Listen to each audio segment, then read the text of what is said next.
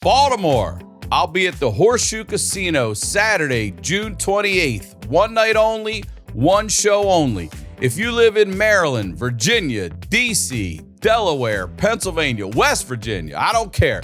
Get your tickets now. Come down.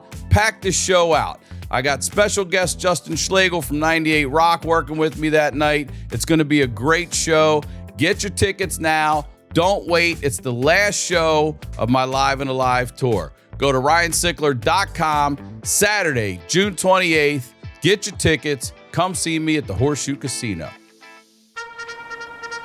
Hey, baby! We're going to be here all day!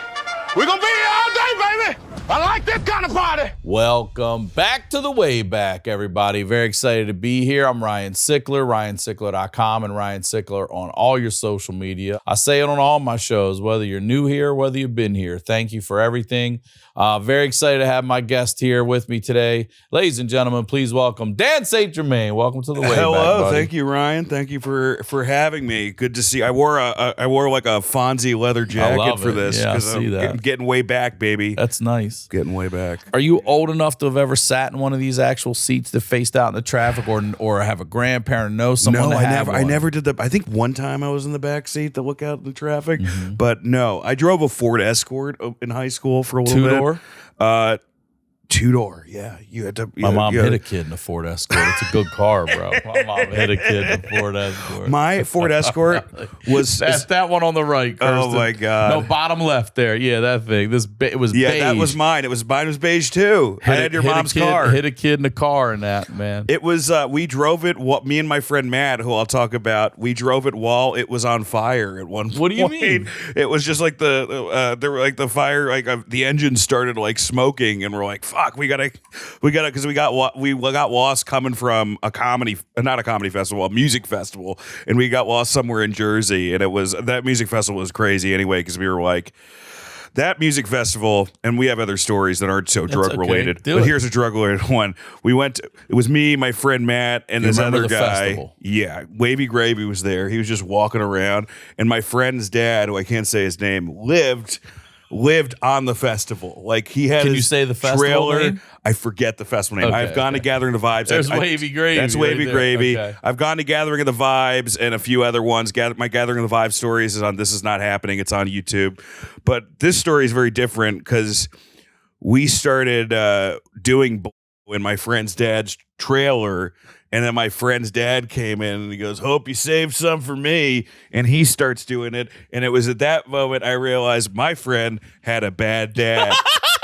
I was like, "Oh, this isn't cool." It's one thing if the dad like gives you a beer, it's cool. Yeah, but with like I miss my dad. Like, I have a great dad.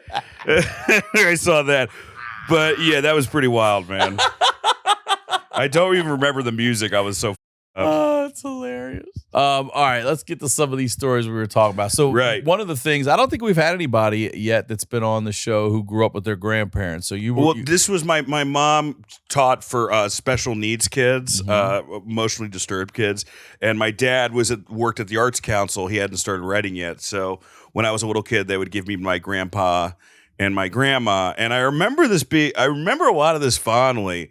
But then when I talk about it, people were like, Was this fondly? Because one of the fond memories I had was my grandma always wanted a granddaughter, so she dressed me up as a ballerina, and I would dance in my grandpa's cigar smoke while he would like blow cigar smoke. He was in on it too. He was in on it too. I was like, this is very like he didn't give it. No, he was like, dance, baby, dance. That is a trip. Again, before this, I was like, I don't know if I have enough to talk. You had a sister. That's she wasn't in the picture yet. I was like 3 or 4. They had a cat, and I was allergic to cat. So the cat like clawed my face at one point, and I fell down the stairs. I think we can just put some makeup on that. Yeah. Yeah. And I had like a fire truck, but I couldn't say fire truck. All I could say was. So I was like in this ballerina costume with my fire truck, like just going. And he's blowing smoke. He's blowing smoke. It's a whole hootenanny. Were they fun grandparents, though? They sound like it, at least. Yeah, Mega Ma. That was what we called her. She wouldn't let us call her grandma. We called her Mega Ma, which made her sound older, which was kind of weird. But she would make us like great cream sodas with ginger ale. And after my grandpa died, which, my grandpa died from my grandpa, wild guy, dude. I don't know if I talked about this in the last show, but I have one grandpa who went to World War II and freed concentration camps. This other grandpa, who is a pharmacist, shot himself in the hand in Australia and wasn't deployed to the Pacific. This podcast is sponsored by Peak Pure and Natural. Their product, Peak Beats, is a simple, natural way to support energy, circulation, and stamina. As someone who takes their blood health serious, I couldn't be more stoked to have this product supporting our show. Peak Beats is a tasty, easy-to-take powder made from organic fermented beets, a process that boosts their natural nitric oxide power. How does Peak Beats work?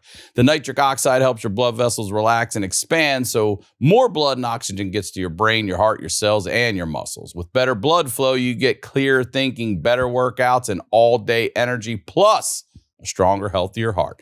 It also includes a proprietary mango powder that not only helps the flavor, but also boosts circulation to your smallest vessels, like in your eyes and your ears. Plus, they offer a lifetime satisfaction guarantee. That means you can take as long as you need to make sure it's working for you. If not, just send back the jars, even if they're empty, and they'll refund what you paid. That means you can try Peak Beats with zero risk. Right now, you can try Peak Beats for 25% off the regular price with no risk because you're covered by their lifetime money-back guarantee. Head to peaknatural.com/wayback and use code WAYBACK at checkout to give Peak Beats a try for 25% off. Plus, remember you're covered by their lifetime satisfaction guarantee. This is a limited time offer, so hurry over to peaknatural.com/wayback so they know I sent you, and make sure you use my promo code WAYBACK at checkout to get your 25% discount.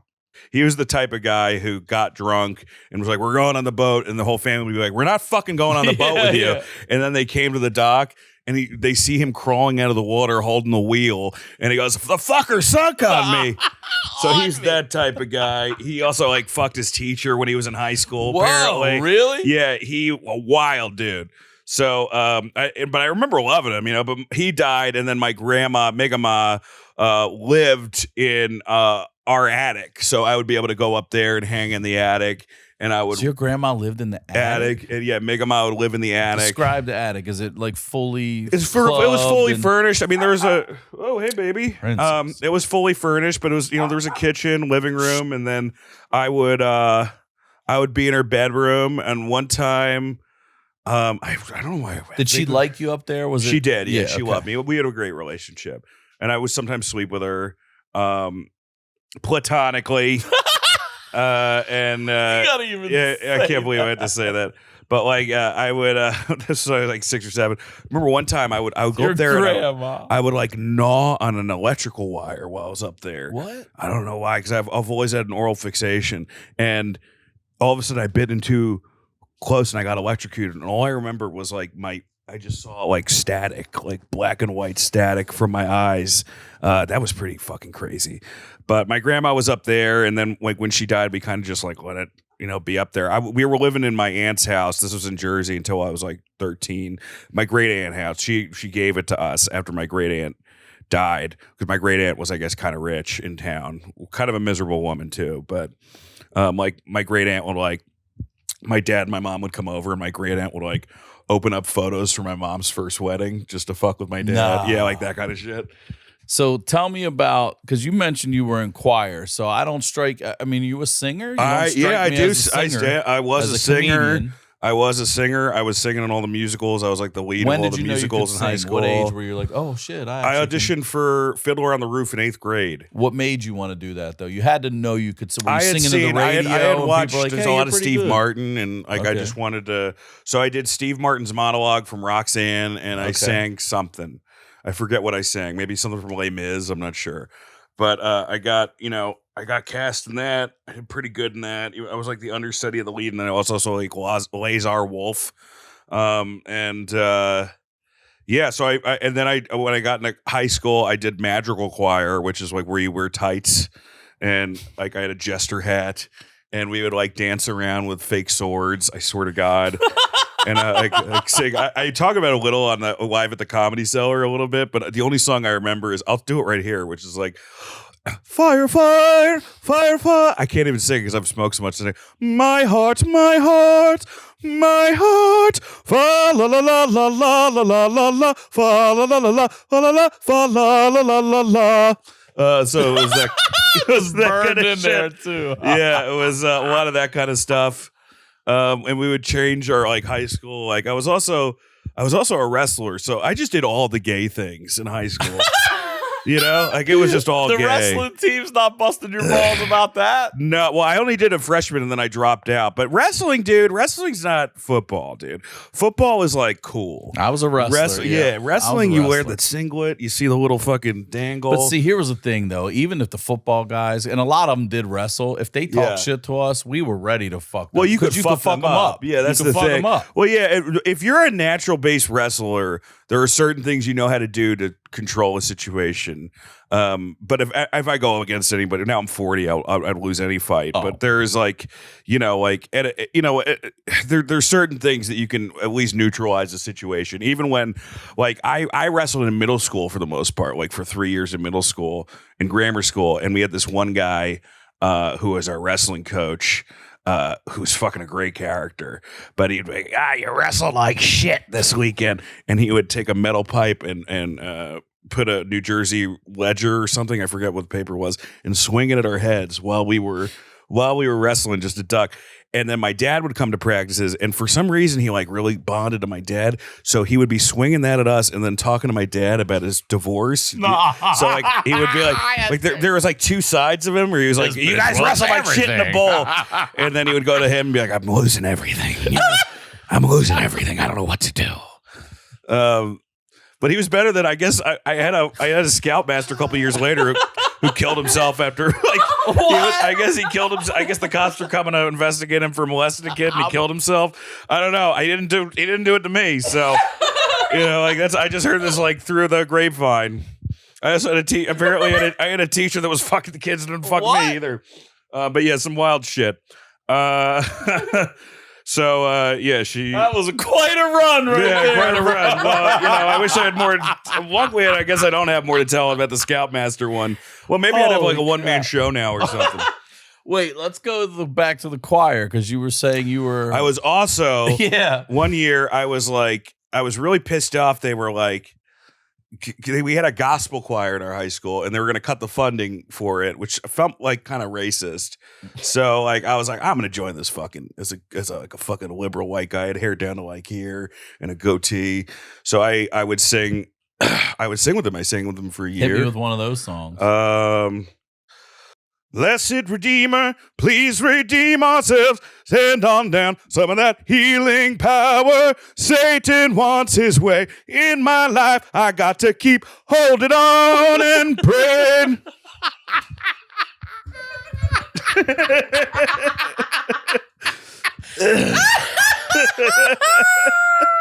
You didn't think it was real. It was. I dare anybody to find that fucking clip of you doing that somewhere on social media. We always sing how great thou art. Awesome, So I sang in that, and I was so also were you the only white person or white guy? I was the only or? white guy.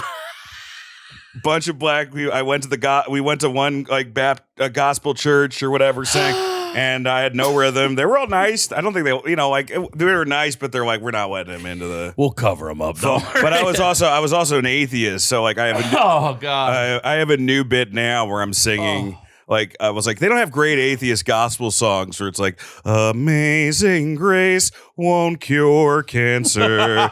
Don't pray, use WebMD. If God was real and not something made up, then explain Jeff Epstein. So yeah, a lot of singing in high school. And then I was the lead of a lot of musicals too. I was Applegate and Damn Yankees. That was my big claim to fame. Really? And my mom was Hello Dolly, and now I'm getting. I don't know if I have it yet, or I'm getting it. I'm getting her costume from Hello Dolly that I'm putting in my house, which would be it's probably going to be a little creepy for my wife to have like this old dress that I'm just going to like bring out, probably cry into every once in a while. Every once in a while, just bust it out. And so yeah, that was my deal. I was a singer all throughout high school. And then I sang like in a band for a little bit, but it wasn't that good. Yeah, it was wild, dude. You had mentioned prom too, about high school. Oh yeah, Tell me junior about prom. Oh, junior prom. This girl had asked me Now, out. can I ask you a question real quick? Because the way our prom worked was it was just a prom. So Yeah. there was a year when I was a freshman and a senior girl asked Yeah. me to go. And my mom was like, "You're not fucking going to that." No, that And I would was be like, cool. "Oh my God, there it is right there." But so anyone could go. So we didn't have a separate like junior prom. Did you guys have a separate prom? No, this was junior prom was separate. So see, you couldn't. I didn't go to I could go to senior prom if somebody invited me from senior prom. But you, as a senior, you were going to your senior Yeah. prom. Got it. But All no, right, so this is my junior prom. And a girl asks you. Girl asked me out. We get Did it catch you off guard? Did you think shit was coming? No, and I wasn't like that into her, but nice girl. But she pulls up in the I pull up in the limo. She gets in. In the middle of summer, there's nothing scarier than waking up in a full sweat, wrapped in your sheets like you just time traveled back to a high school gym locker. We've all had those nights. The good news, GhostBed has the fix. Their Luxe mattress is a total game changer for hot sleepers. It's built with patented cooling tech that helps you sleep up to 5 times cooler than their entry-level model because no one wants to wake up feeling like they just relived July 98 with no AC. It's layered with breathable, advanced materials that actively pull heat away from your body so you stay cool, dry, and knocked out. GhostBed has been perfecting the art of great sleep for over 20 years. They're a family-owned company with more than 60,000 five-star reviews, and every mattress is handcrafted in the USA and Canada using top-tier, long-lasting materials. Not sure which mattress is right for you? Head to ghostbed.com/wayback and take their sleep quiz. It's a quick and easy way to get matched with your ideal model. And the perks? Legendary. 101 night sleep trial, free shipping, and a 20-plus year warranty. That's twice the industry standard. Right now, GhostBed is giving Wayback listeners an extra 10% off during the summer season. Just go to ghostbed.com/wayback and use code WAYBACK at checkout. That's ghostbed.com/wayback. Promo code WAYBACK. Sleep cooler, sleep better all summer long. And first thing she says to me, I'm like, "Hey, how you doing?" She goes, "Ugh, my pastor just killed himself." And that's the beginning of the fucking night. You leaning I'm like, I'm not getting my fucking dick wet tonight. It's the only time it's getting wet is from fucking dead pastor tears. And we got drunk in the limo and we went to go see Ari Spears at Caroline's. Really? That's what you did on prom? Just so like we went to prom for a little bit, then went to go see Ari Spears and like Ari doing like a Schwarzenegger impression. And then when we dropped her at home and like the prom, the guy who's the limo driver just talked to me about how his mom didn't accept his black girlfriend. That was my whole night. So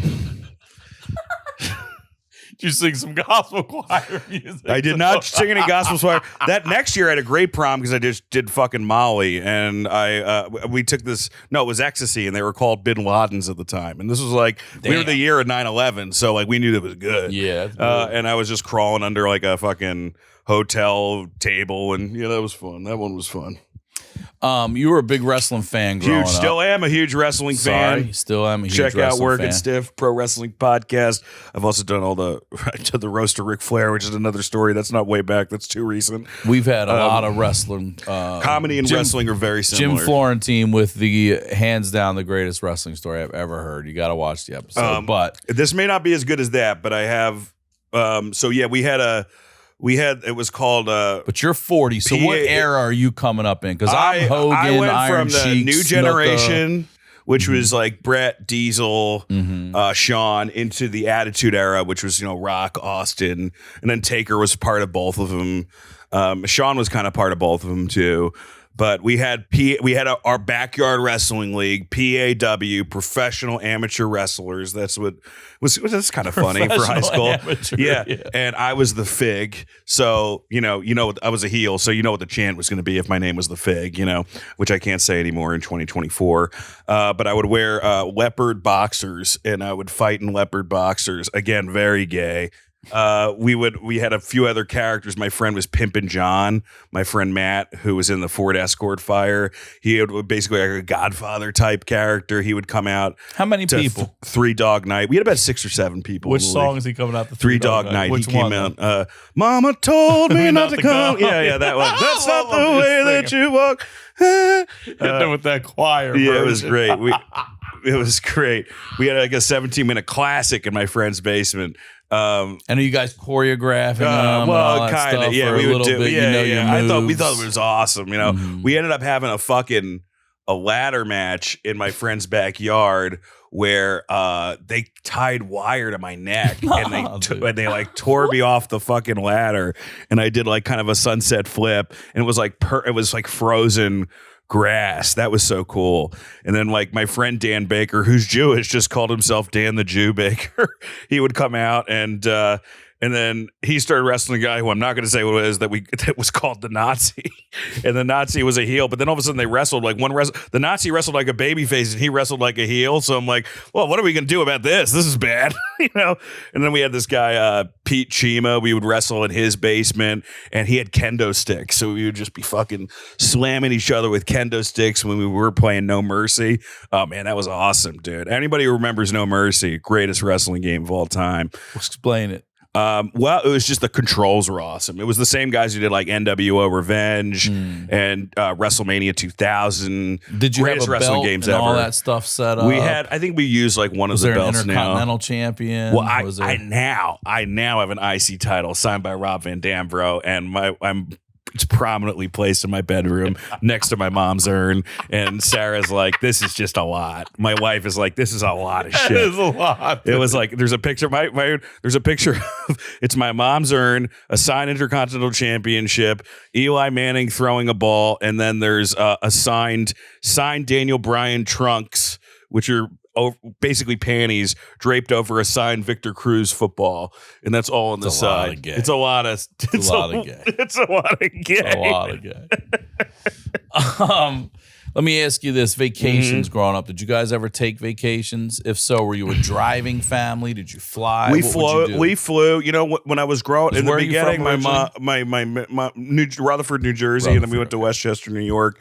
In the beginning, when we grew up, my dad didn't really have any money, and then he started writing for the Cosby Show.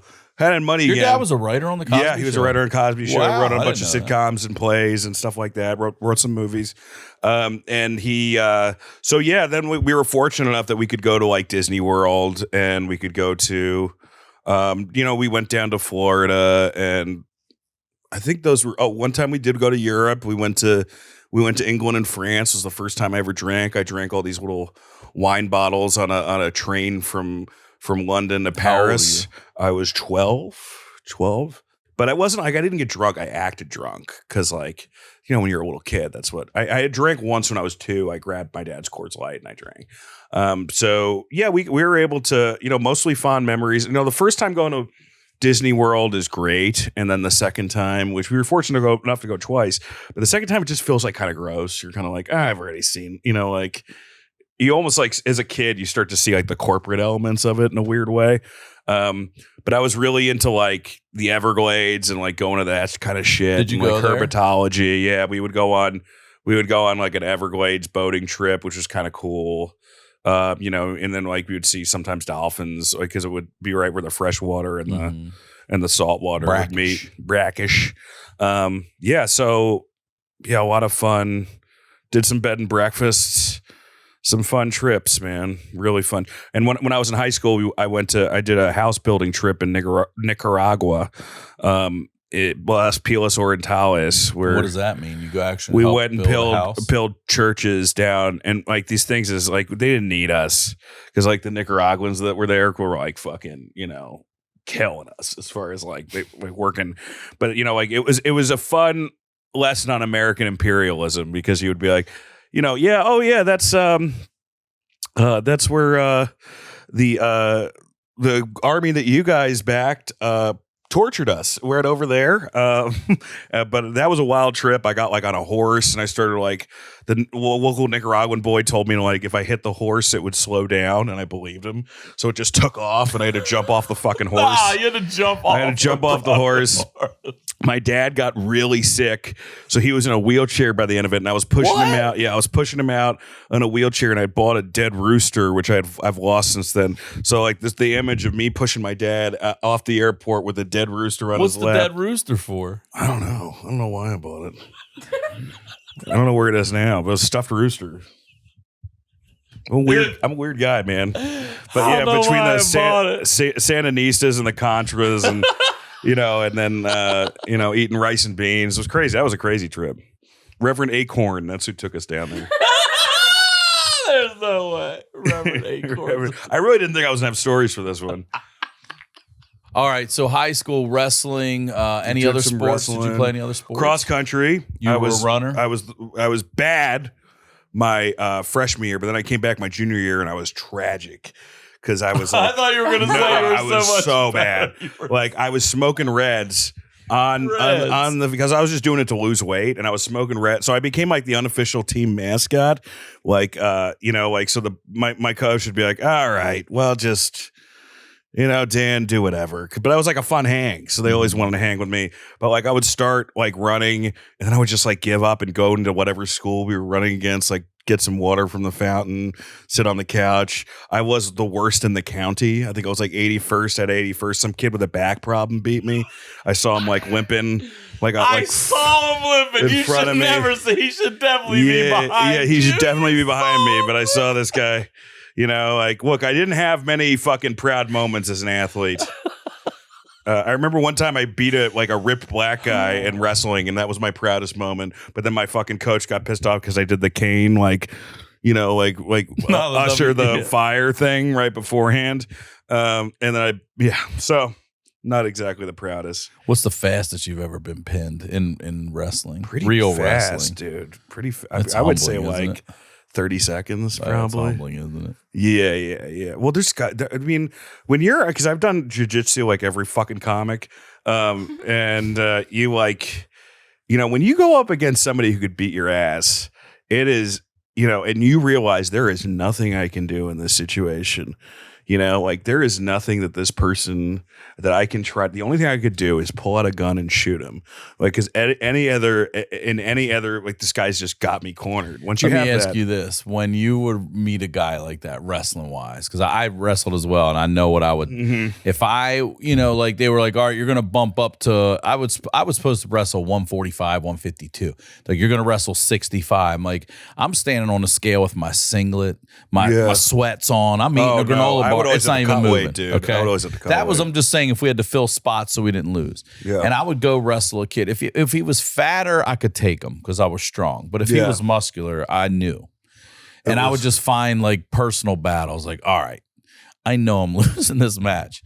This motherfucker's not pinning me. And that's what I would try to just find, like my own little battles within the ass whooping. He's cross-facing, He's beating the shit out of me. Yeah. Well, my head would be bleeding from him just running it on. Like, you ain't turning me over. Oh, man. But it would be, I only did it my freshman year of high school. I did it in middle school and grammar school, but my friends did it later on. And Coach Amuso, great guy. He was my coach.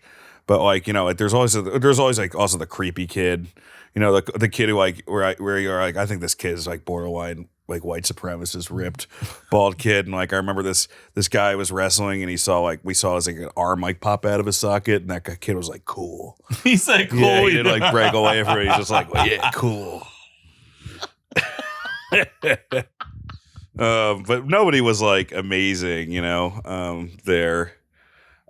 The kid that was supposed to be amazing, I think, dropped out and didn't do it. What stands out for you as a kid? Like, you think back of a really good, fun, funny memory. Is there something that really stands out? I love the end of my high school years because, I had been kicked out of the public forum at that point. What's that mean? I ran a sketch comedy group, which we did in high school. One show. We did one show. I did stand up once, and it was it was okay because I basically did a late night. I did late night jokes, and another time I tried stand up. I'm like, I'll just wing it, and just bombed horribly. But I did this one joke about this kid at school being a Holocaust denier. So I was kicked out of the public forum. So the rest of the year, I only had like 3 classes that year and I had already gotten into college. So the rest of the year we were just like smoking weed and leaving early and going on hikes. Like I in high school, I lived in Westchester, New York. In Pound Ridge, there's all these amazing nature reservations. So, and I was like getting into music, like rock and roll, and listening to new bands too. So you're listening from everybody, everybody from the Grateful Dead to Wilco, and going to shows on the weekend. That was probably my favorite moments in high school. Before that, I was like the lead of the school play, and I was kind of good at like English, I guess, like in writing. And also at the end of the high school, I had written a play that had won like the Stephen Sondheim best like young play thing. Like, so I got invited to do that. So I like kind of knew like, oh, maybe I can get into writing. So that was kind of a cool time around then. I dated a pretty girl that I broke up with who I'm like, I still regret it. Like, cause a couple years later, I like hit her up and she's like, no, dude, I've aged out of this. She was, aged out emotionally. It wasn't like she was in fucking 4th grade and I was a senior at high school. So yeah, it was, that was the end of my senior high school was a blast, dude. That was a lot of fun. Dude, thank you for doing this episode. Thank you, man. Thank you for having me. Right there, plug whatever you like. Dance Fatty Dance, my special on YouTube. It's free. Check it out. Working Stiff, wrestling podcast, formerly Wrestle Rose. Check it out. And me and Sean Donnelly, Burbs Bros. And follow me on Instagram, man. I'm on Instagram. I'm on TikTok. I have a YouTube channel. Subscribe to that. Every single comic is going to give you a bunch of shit to do. And do all of it. Please. I need it. Anyway, and I have all my dates on my website, danstgermain.net. Thank you, buddy. You got it, my man. As always, Ryan Sickler on all your social media. We'll talk to y'all next week.